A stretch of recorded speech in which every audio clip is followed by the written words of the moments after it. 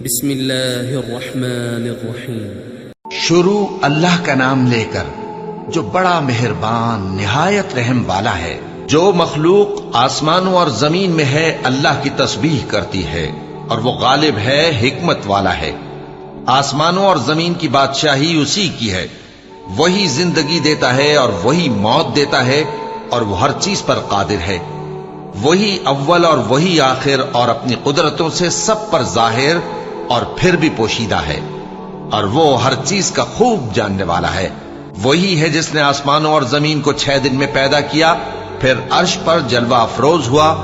جو چیز زمین میں داخل ہوتی اور جو اس سے نکلتی ہے، اور جو آسمان سے اترتی اور جو اس میں چڑھتی ہے، سب اس کو معلوم ہے۔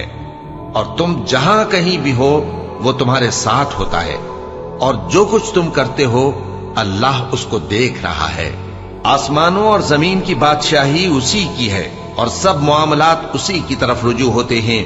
وہی رات کو دن میں داخل کرتا اور دن کو رات میں داخل کرتا ہے، اور وہ دلوں کے بھیدوں تک سے واقف ہے۔ لوگو، اللہ پر اور اس کے رسول صلی اللہ علیہ وآلہ وسلم پر ایمان لاؤ، اور جس مال میں اس نے تم کو اپنا نائب بنایا ہے اس میں سے خرچ کرو۔ اب جو لوگ تم میں سے ایمان لائے اور مال خرچ کرتے رہے، ان کے لیے بڑا ثواب ہے۔ اور تم کیسے لوگ ہو کہ اللہ پر ایمان نہیں لاتے، حالانکہ اس کے پیغمبر صلی اللہ علیہ وآلہ وسلم تمہیں بلا رہے ہیں کہ اپنے پروردگار پر ایمان لاؤ، اور اگر تم کو یقین ہو تو وہ تم سے اس کا عہد بھی لے چکا ہے۔ وہی تو ہے جو اپنے بندے پر واضح آیتیں نازل فرماتا ہے تاکہ تم کو اندھیروں سے نکال کر روشنی میں لائے۔ بے شک اللہ تم پر نہایت شفقت کرنے والا ہے، مہربان ہے۔ اور تم کو کیا ہوا ہے کہ اللہ کے رستے میں خرچ نہیں کرتے، حالانکہ آسمانوں اور زمین کی وراثت اللہ ہی کی ہے۔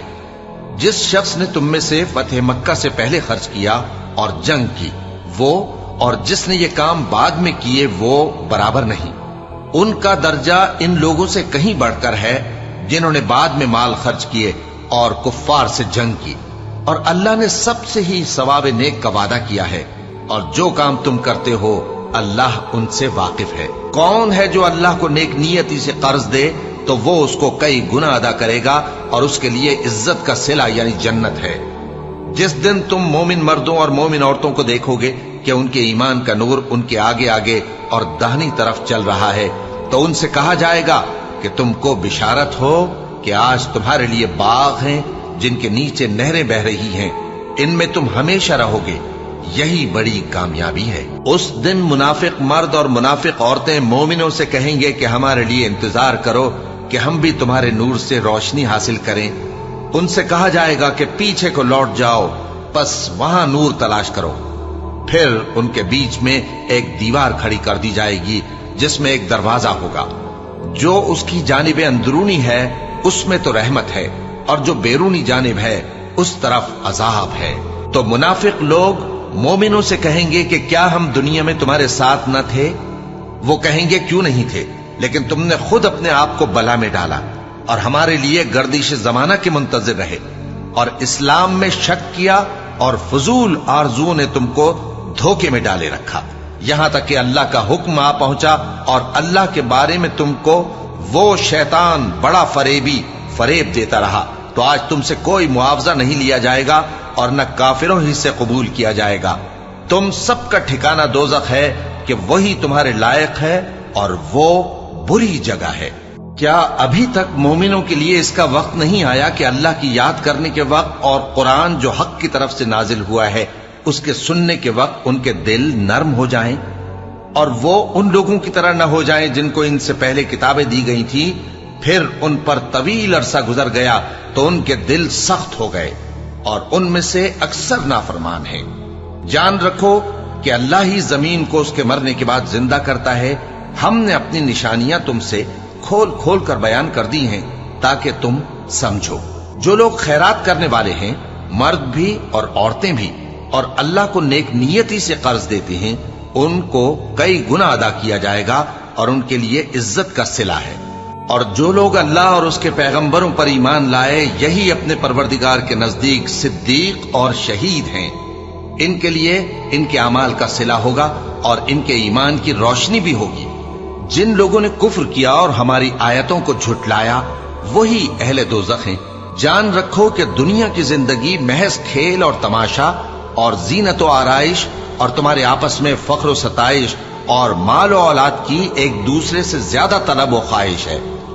اس کی مثال ایسی ہے جیسے بارش کہ اس سے اگنے والی کھیتی کسانوں کو بھری لگتی ہے، پھر وہ کھیتی خوب زور پر آتی ہے، پھر اے دیکھنے والے تو اس کو دیکھتا ہے کہ پک کر زرد پڑ جاتی ہے، پھر چورا چورا ہو جاتی ہے۔